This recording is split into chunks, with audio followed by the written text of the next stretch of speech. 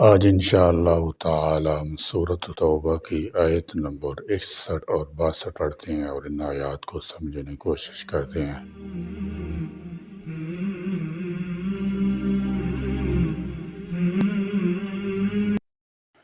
اعوذ باللہ من الشیطان الرجیم، بسم اللہ الرحمن الرحیم۔ وَمِنْهُمُ الَّذِينَ يُؤْذُونَ النَّبِيَّ وَيَقُولُونَ هُوَ أُذُنٌ قُلْ أُذُنُ خَيْرٍ لَكُمْ يُؤْمِنُ بِاللَّهِ وَيُؤْمِنُ لِلْمُؤْمِنِينَ وَرَحْمَةٌ لِّلَّذِينَ آمَنُوا مِنكُمْ وَالَّذِينَ يُؤْذُونَ رَسُولَ اللَّهِ لَهُمْ عَذَابٌ أَلِيمٌ يَحْلِفُونَ بِاللَّهِ لَكُمْ لِيُرْضُوكُمْ وَاللَّهُ وَرَسُولُهُ أَحَقُّ أَن يُرْضُوهُ إِن كَانُوا مُؤْمِنِينَ وَمِنْهُمْ اور بعض ان میں سے الذین وہ ہیں جو یؤذون ایذا دیتے ہیں النبی نبی کو۔ فرمایا وَمِنْهُمُ الَّذِينَ يُؤْذُونَ النَّبِيَّ، زمخشری نے فرمایا اذن کان وہ آدمی ہے جو ہر ایک کی بات سن کر اسے سچا سمجھے، سنتے چلے جانے کی وجہ سے اس آدمی کا نام ہی کان رکھ دیا، جیسے جاسوس کا کام آنکھ سے تعلق رکھتا ہے،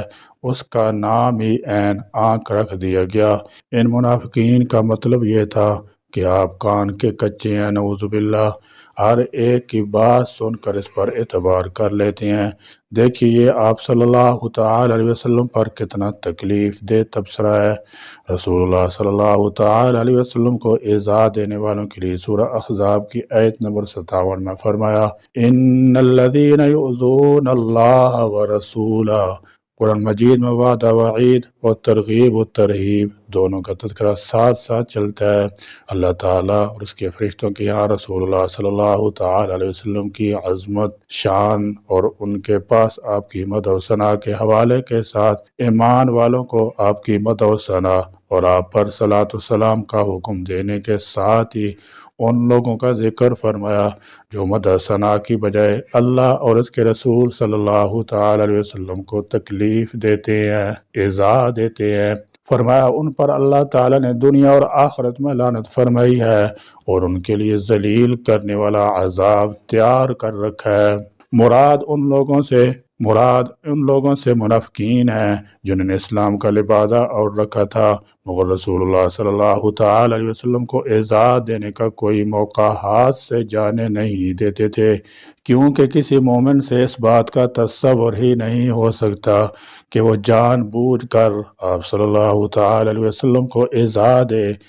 دنیا اور آخرت میں اللہ تعالیٰ جل شانہ کی لعنت اور رسوا کن عذاب کا ذکر ہے، اور یہاں اس آیت میں ان کے لیے عذاب علیم بیان فرمایا۔ وَيَقُولُونَ اور کہتے ہیں ہوا اذن وہ تو کان ہے، قل کہہ دیجئے اذن وہ کان ہے، خیر لکم بھلائی کا تمہارے لیے۔ فرمایا قل اذن خیر لکم، یعنی ہاں تمہاری بات اس حد تک صحیح ہے کہ محمد صلی اللہ تعالی علیہ وسلم ہر ایک کی بات سن لیتے ہیں اور خاموش رہتے ہیں، مگر یہ الزام صحیح نہیں کہ ہر بات سن کر اس پر اعتبار کر لیتے ہیں۔ اعتبار صرف اسی بات کا کرتے ہیں جو سچی اور حقیقی ہوتی ہے، جو پکے مومن بتاتے ہیں۔ جھوٹی بات کو سن تو لیتے ہیں مگر اس پر صبر اور درگزر سے کام لیتے ہیں، یہ چیز تمہارے حق میں خیر بہتر ہے، ورنہ آپ جھوٹی بات سن کر اگر اس پر فوراً مواخذہ کرنے والے ہوتے تو تم اپنے جھوٹے عذروں کی بنا پر یا تو کب کے قتل کر دیے گئے ہوتے یا مدینہ سے نکال دیے گئے ہوتے۔ یومنو وہ یقین رکھتا ہے باللہ اللہ پر، ویومنو اور یقین رکھتا ہے للمؤمنین مومنوں کی باتوں پر، ورحمتن اور رحمت ہے للذین ان کے لیے جو آمنو ایمان لائے منکم تم میں سے، فرمایا ورحمۃ للذین آمنوا منکم، یہاں ایمان لانے والوں سے مراد وہ لوگ ہیں جو ایمان کا دعویٰ کرتے ہیں چاہے دل سے ایماندار نہ ہوں۔ ایسے لوگوں کے لیے رحمت ہونے کا مطلب یہ ہے کہ آپ ان کے راز کھولتے نہیں بلکہ انہیں اپنی اصلاح کرنے کا موقع دیتے ہیں۔ والذین، اور وہ لوگ جو یؤذون، ایذا دیتے ہیں رسول اللہ، اللہ کے رسول کو۔ جو لوگ بھی کوئی عذر پیش کرتے تھے رسول اللہ صلی اللہ تعالی علیہ وسلم اپنی شرافت، خوش اخلاقی اور نرم خوئی کی وجہ سے اسے سن لیتے تھے اور ان کے معاملہ کو اللہ پر چھوڑتے ہوئے قبول فرما لیتے تھے۔ منافقین بجائے اس کے اپنی شرارتوں کے باوجود آپ کی خوش اخلاقی سے متاثر ہوتے اور اپنے آپ پر شرمسار ہوتے، الٹے حضور صلی اللہ تعالی علیہ وسلم کا مذاق اڑاتے اور کہتے ان کے پاس تو صرف کان ہے، ہر بات سن لیتے ہیں اور قبول کر لیتے ہیں۔ خاص کر نبطل بن حارث نامی ایک شخص جو اپنی ظاہری شکل و صورت میں بھی وحشت ناک نظر آتا تھا، وہ آپ صلی اللہ تعالی وسلم کی شان میں اس طرح کی باتیں کہنے میں پیش رہتا تھا۔ اس آیت میں ان کے اس رویے کی مذمت کی گئی ہے اور فرمایا گیا ہے حضور اکرم صلی اللہ تعالی وسلم تمہارے بھلے کے لیے سنتے ہیں۔ آپ صلی اللہ تعالی وسلم اللہ تعالیٰ پر اور اپنے صاحب ایمان ساتھیوں پر بھروسہ رکھتے ہیں اور اہل ایمان کے لیے سراپا رحمت ہیں۔ لہم، ان کے لیے عذاب علیم، بہت دردناک۔ منافقوں کو رسول اللہ سے یہ شکایت تھی کہ آپ ہر شخص کی بات سن لیتے ہیں اور پھر اسے درست بھی سمجھ لیتے ہیں۔ دراصل ان کی خواہش یہ تھی کہ آپ ان مسلمانوں کی باتوں پر اعتماد نہ کیا کریں جو ہم جیسے معزز لوگوں کی خبریں یعنی ہماری سازشوں اور شرارتوں کے حالات سے آپ کو مطلع کرتے رہتے ہیں۔ اس کے جواب میں اللہ تعالیٰ جل شان نے فرمایا کہ نبی کا ایسا ہونا دراصل تمہارے ہی حق میں بہتر ہے۔ تم ان کے سامنے اپنے ایمان کے جھوٹے دعوے کرتے ہو، مسلمانوں کے ہمدرد ہونے پر جھوٹی قسمیں کھاتے اور جہاد سے فرار کے لیے جھوٹے بہانے بناتے ہو، مگر وہ صبر سے کام لیتے ہیں۔ اگر وہ اسی وقت ہر بات کی تحقیق شروع کر دیتے تو سب سے پہلے تمہاری ہی شامت آ جاتی۔ متقی کی بات قابل اعتبار ہے، یعنی رسول سنتا تو سب کی ہے مگر اعتماد صرف ان لوگوں پر کرتا ہے جو سچے مومن ہیں اور اللہ تعالیٰ جل شانہ سے ڈرنے والے ہیں اور جھوٹ اور چغل خوری سے پرہیز کرنے والے ہیں۔ لہذا اگر وہ تمہاری شرارتوں اور معاندانہ سرگرمیوں کی اطلاع دیتے ہیں تو وہ فی الواقع قابل اعتماد ہوتی ہیں۔ اس صحیح سے یہ بھی معلوم ہوا کہ سرکار دو عالم صلی اللہ تعالی علیہ وسلم کو ایذا دینا کفر ہے، کیونکہ دردناک عذاب کی وعید عموماً کفاروں کی ہوتی ہے۔ اور یہ بھی معلوم ہوا کہ حضور پر نور صلی اللہ تعالی علیہ وسلم پر کیے جانے والے اعتراضات کا جواب دینا اور آپ صلی اللہ تعالی علیہ وسلم کی شان بیان کرنا اللہ تعالیٰ جل شانہ کی سنت ہے۔ فرمایا اللہ کا نبی خود اللہ پر ایمان رکھتا ہے اور دوسرے مومنوں کی تصدیق کرتا ہے۔ وَرَحْمَةٌ لِّلَّذِينَ آمَنُوا مِنكُمْ، اور اللہ کا نبی مہربان ہے ان لوگوں کے لیے جو تم میں سے ایمان لائے، کیونکہ اللہ کا فرمان ہے وَاخْفِضْ جَنَاحَكَ لِلْمُؤْمِنِينَ، اپنے شفقت کے بازو ایمان والوں کے لیے پست کر لیں، یعنی ان سے شفقت اور مہربانی کے ساتھ پیش آئیں۔ اس سورہ کے آخر میں آپ صلی اللہ تعالی علیہ وسلم کو بالمؤمنین رؤوف الرحیم یہ بھی کہا گیا ہے، یعنی آپ اہل ایمان کے لیے نہایت شفقت والے اور مہربان ہیں۔ گویا حضور اکرم صلی اللہ تعالی علیہ وسلم ان صفات جمیلہ کی بنا پر ہر ایک کی بات سن لیتے تھے، مگر بدباطن منافقین سمجھتے تھے کہ وہ آپ کو دھوکہ دے رہے ہیں۔ فرمایا یاد رکھو والذین یؤذون رسول اللہ، جو اللہ کے رسول کو ایذا پہنچاتے ہیں، لہم عذاب علیم،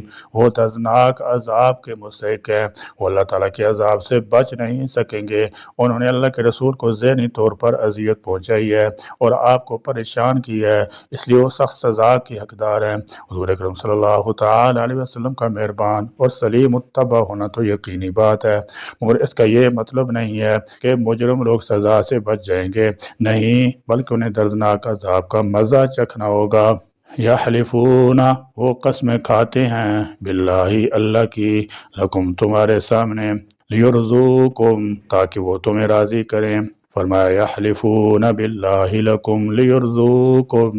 منافقوں کی جب بھی کوئی سازش یا دغا بازی پکڑی جاتی ہے تو فوراً اس سے مکر جاتے ہیں اور اپنے جھوٹے بیان پر قسمیں کھا کھا کر مسلمانوں کو مطمئن اور راضی کرنے کی کوشش کیا کرتے ہیں، حالانکہ یہی بات ان کی منافقوں کو مزید تقویت پہنچا دیتی ہے۔ اس کی بجائے اب بھی اگر وہ اللہ سے ڈر جاتے اور اپنی غلطیوں اور گناہوں کا اعتراف کر کے اللہ اور اس کے رسول کو راضی کرنے کی کوشش کرتے تو یہ فی الواقع ان کے اللہ پر یقین رکھنے کی دلیل بن سکتی تھی۔ ایک بار ایسا ہوا کہ کچھ منافقین جن میں جلاس ابن سعید اور ودیع بن ثابت بھی تھے جمع ہوئے، ان میں عامر بن قیس نامی ایک انصاری نوجوان بھی موجود تھا۔ منافقین نے ان سے تحقیر آمیز گفتگو کرتے ہوئے کہا کہ محمد جو کچھ کہتے ہیں اگر وہ حق ہو تو ہم لوگ گدھے سے بھی بدتر ہیں، اور عامر کو اس پر غصہ آ گیا اور انہوں نے کہا حضور اکرم صلی اللہ تعالی علیہ وسلم جو فرماتے ہیں وہ حق ہے اور تم لوگ واقعی گدھے سے بھی گئے گزرے ہو۔ حضور اکرم صلی اللہ تعالی وسلم کو ان کی اس گفتگو کی اطلاع دی گئی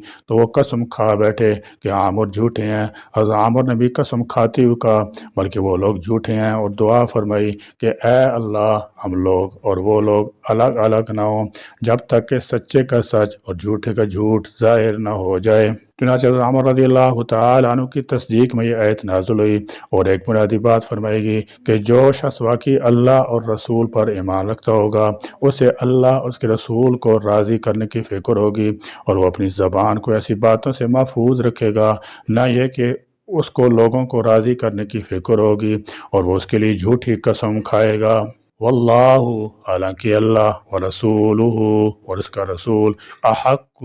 زیادہ حقدار ہے، ان اس کا کہ یرضوہ وہ اس کو راضی کریں، ان کانوا اگر ہیں وہ مؤمنین ایماندار مومن۔ فرمایا یحلفون باللہ لکم، یہ منافق لوگ اللہ کی قسمیں اٹھاتے ہیں تمہارے سامنے، بات بات پر قسم اٹھانا ان کی عادت ہے۔ سورہ منافقین میں ہے کہ منافق لوگ قسم اٹھا کر اللہ کے رسول کو اپنی وفاداری کا یقین دلاتے ہیں، اور اللہ نے فرمایا ان المنافقین لکاذبون، یہ جھوٹے ہیں، ان کی قسم کا کچھ اعتبار نہیں۔ جب کوئی مومن اللہ کے نام کی قسم اٹھائے گا تو وہ قابل تسلیم ہوگی، کیونکہ مومن اللہ تعالیٰ کی حد درجہ تعظیم کرتا ہے، مگر منافق کو نہ اللہ تعالیٰ سے کوئی تعلق ہے اور نہ ایمان والوں سے، لہذا وہ جھوٹی قسمیں کھائے جاتے ہیں۔ قسم کا مسئلہ بھی اللہ تعالیٰ نے سورہ بقرہ میں بیان فرمایا ہے، وَلَا تَجْعَلُوا اللَّهَ عُرْضَةً لِأَيْمَانِكُمْ، اللہ کے پاک نام کو اپنی قسم کا نشانہ نہ بناؤ، ہر نیک بات کے انکار کرنے میں قسم اٹھاتے ہو، اگر مجبوراً کہیں قسم اٹھانی بھی پڑے تو صرف اللہ کے نام کی یا اس کی صفت کی قسم اٹھاؤ، کسی دوسری چیز کی قسم مت اٹھاؤ۔ قسم کا مسئلہ بڑا سخت ہے، اس کی وجہ سے بھی انسان شرک میں مبتلا ہو جاتا ہے۔ فرمایا یہ قسم اٹھاتے ہیں اللہ کی نام کی لیرزوکم، تاکہ تمہیں خوش کر دیں، مومن سمجھنے لگے کہ یہ ہمارے آدمی ہیں۔ فرمایا ان کا نظریہ بالکل باطل ہے، تمہاری رضا مطلوب نہیں، بلکہ واللہ ورسولہ احق ان یرضوا، اللہ اور اس کا رسول زیادہ حقدار ہیں کہ ان کو راضی کرتے، ان کانوا مؤمنین، اگر ان میں ایمان ہے تو انہیں اللہ اور اس کے رسول کو راضی کرنا چاہیے، خواہ دوسرا کوئی راضی ہو یا نہ ہو۔ سب سے پہلے اللہ کی رضا مطلوب ہے اور اس کے بعد اس کے رسول کی خوشنودی چاہیے جو اللہ کا نائب اور اس کی مرضیات کو دنیا میں پورا کرنے والا ہے، مگر ان منافقوں کی حالت یہ ہے کہ خدا کو تو ناراض کر رہے ہیں اور تمہیں راضی کرنے کے لیے کوشاں ہیں۔ حضرت شاہ ولی اللہ محدث دہلوی رحمۃ اللہ تعالی فرماتے ہیں کہ کسی وقت حضرت صلی اللہ تعالی وسلم ان کی دغا بازی پکڑتے تو مسلمانوں کے روبرو قسمیں کھاتے کہ ہمارے دل میں بری نیت نہ تھی، تاکہ ان کو راضی کر کے اپنی طرف کر لیں، نہ سمجھے کہ یہ فریب بازی خدا اور رسول کے ساتھ کام نہیں آتی۔ اگر دعوی ایمان واقعی سچے ہیں تو دوسروں کو چھوڑ کر خدا اور رسول کو راضی کرنے کی فکر کریں۔ حدیث شریف میں آتا ہے کہ جو شخص اللہ تعالیٰ کو ناراض کرے گا اور مخلوق کو راضی کرے گا، اللہ تعالیٰ اسی مخلوق کے ہاتھوں اسے ذلیل و رسوا کرے گا۔ یا اللہ کریم، منافقین کا طبقہ علیہ السلام کے لیے ہمیشہ ہمارے آسین بنا رہا ہے، اور اب بھی یہی ثابت ہو رہا ہے۔ اس ملک میں درپردہ تدبیریں کرتے رہتے ہیں۔ یا اللہ کریم، ان منافقین کی قسمت میں اگر ہدایت مقدر ہے تو ان کو اسلام ایمان کی سچی محبت عطا فرما دے، ورنہ ان کے وجود سے اس ملک کے خداداد کو پاک فرما دے، اور ان مار اسینوں کو ذلیل خوار کر کے ملیہ میٹ کرنے والا کوئی مرد مجاہد پیدا فرما دے۔ یا اللہ کریم، تیرے محبوب صلی اللہ تعالی علیہ وسلم نے فرمایا، جب بندہ 3 بار رب اغفر لی کہتا ہے تو آپ فرماتے ہیں، اے بندے میں نے معاف کیا، مجھے کوئی پرواہ نہیں۔ الہ العالمین، ہم 3 مرتبہ استغفار کرتے ہیں، رب اغفر لی، رب اغفر لی، رب اغفر لی۔ یا اللہ کریم، ہم سب کو معاف فرما دے، آمین۔ وآخر دعوانا الحمدللہ رب العالمین۔